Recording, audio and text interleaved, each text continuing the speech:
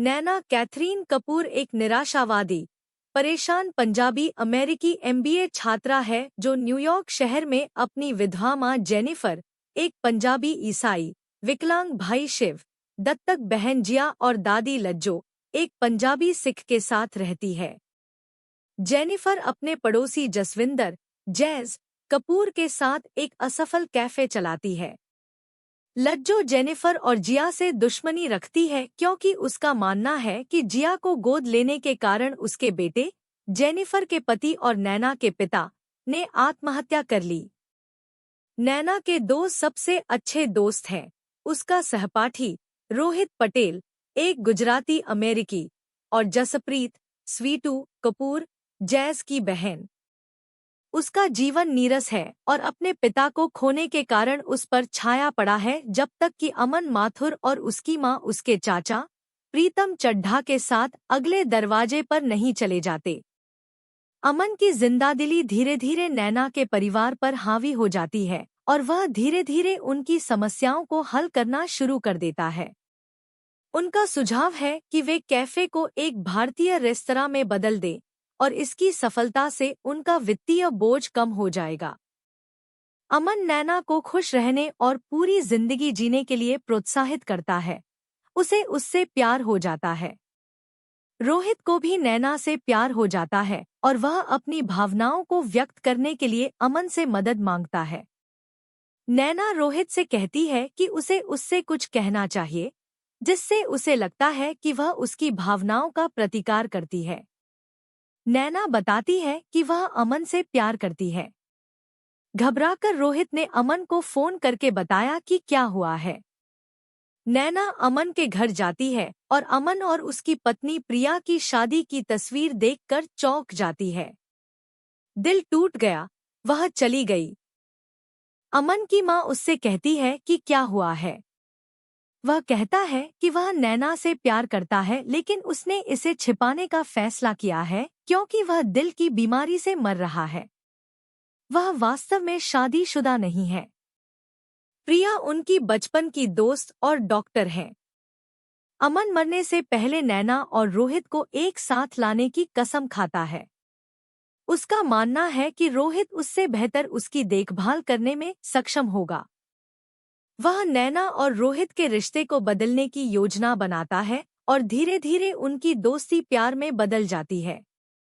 नैना को उसकी योजना का पता चल जाता है और वह रोहित के साथ उसकी दोस्ती को बर्बाद करने की कोशिश करने के लिए अमन को डांटती है।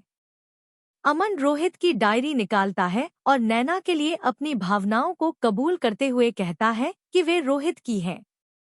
नैना अमन और रोहित को माफ कर देती है। रोहित नैना को प्रपोज करता है और वह स्वीकार कर लेती है। जिया को लेकर लज्जो और जेनिफर के बीच गंभीर लड़ाई होती है, जो मदद के लिए अमन को बुलाती है। अमन को पहले ही जिया के माता-पिता के बारे में सच्चाई का पता चल गया था और जेनिफर की आपत्तियों के बावजूद उसने लज्जो को बताया कि उसके बेटे का विवाहेतर संबंध था और उसने जिया को जन्म दिया। जब जिया की जैविक मां ने उसे स्वीकार करने से इनकार कर दिया तो जेनिफर ने उसे गोद ले लिया। अपराध बोध से निपटने में असमर्थ जेनिफर के पति ने आत्महत्या कर ली। भावुक लज्जो को अपनी गलतियों का एहसास होता है और वह जेनिफर और जिया के साथ सुलह कर लेती है। अपने पिता की मौत के बारे में सच्चाई जानने के बाद नैना की राह बंद हो जाती है। नैना और रोहित की सगाई के दौरान अमन को दिल का दौरा पड़ता है। केवल उसकी मां को पता है कि उसे अस्पताल में भर्ती कराया गया है। नैना की मुलाकात एक आभूषण की दुकान पर प्रिया से होती है, जिसे वह अमन की पत्नी के रूप में पहचानती है।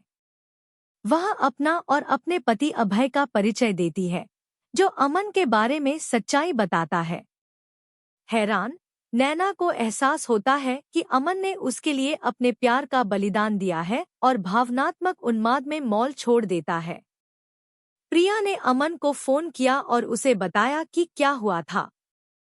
अमन अस्पताल छोड़ देता है और निराश रोहित से मिलता है, जो पूछता है कि उसे और अमन को नैना से शादी क्यों नहीं करनी चाहिए। अमन नैना को खुश देखने की अपनी अंतिम इच्छा के सम्मान में रोहित से नैना से शादी करने का आग्रह करता है। अमन नैना से मिलता है और वे गले मिलते हैं, जबकि वह उसे समझाने की कोशिश करता है कि वह उससे प्यार नहीं करता है। रोहित और नैना की शादी, जिसमें अमन शामिल होता है, उसके तुरंत बाद होती है।